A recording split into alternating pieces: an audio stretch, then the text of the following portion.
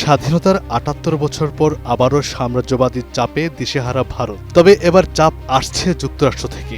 America প্রকাশ্যে ভারতকে হুঁশিয়ারি দিয়েছে, তাদের স্বার্থে কাজ না করলে শাস্তি পেতে হবে। আগে যেখানে ভারত সরকার দৃঢ় প্রতিবাদ জানাতো, এবার মোদী সরকার দ্বিধাগ্রস্ত। একদিকে সমর্থনের ইঙ্গিত, অন্যদিকে নরম প্রতিবাদ। চলমান শুল্ক যুদ্ধের আবহে চীন এই পরিস্থিতি কাজে লাগাতে চাইছে।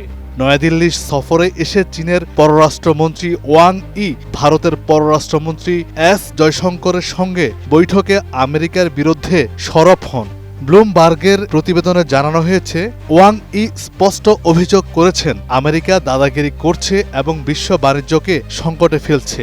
তাই ভারত চীনের বোঝাপড়া জোরদার করার প্রস্তাব দেন তিনি। ভারতের জন্য এ এক কঠিন সমীকরণ। একদিকে রাশিয়া থেকে তেল আমদানির কারণে ট্রাম্প প্রশাসন ভারতের উপর অতিরিক্ত শুল্ক চাপিয়েছে, এমনকি ভবিষ্যতে জরিমানার হুমকিও দিয়েছে। অন্যদিকে আমেরিকার হুমকি এড়িয়ে চীনের সঙ্গে ঘনিষ্ঠ হওয়া ছাড়া বিকল্প নেই। ইতিমধ্যেই চীন ভারতের জন্য সার, দুষ্প্রাপ্য খনিজ ও টানেল বোরিং মেশিন রপ্তানির উপর থেকে নিষেধাজ্ঞা তুলে নিতে প্রস্তুত। সীমান্ত ইস্যুতে সমঝোতার ইঙ্গিত দিয়েছে বেইজিং।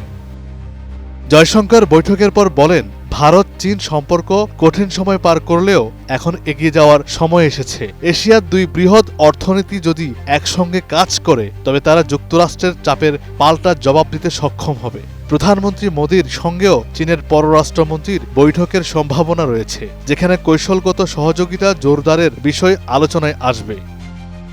কিন্তু বাস্তবতা হলো, ভারতের অর্থনীতি এখন আমেরিকান নীতির উপরই ব্যাপকভাবে নির্ভরশীল। শুল্ক বৃদ্ধির প্রভাবে রুপির মান পড়তে শুরু করেছে। পরিস্থিতি অব্যাহত থাকলে ভারত আরও বড় আর্থিক সংকটে পড়তে পারে। অথচ দেশের বৃহৎ ব্যবসায়ী গোষ্ঠী বিদেশি পুঁজি নির্ভর বলে সরকারও তাদের স্বার্থ রক্ষা করবে।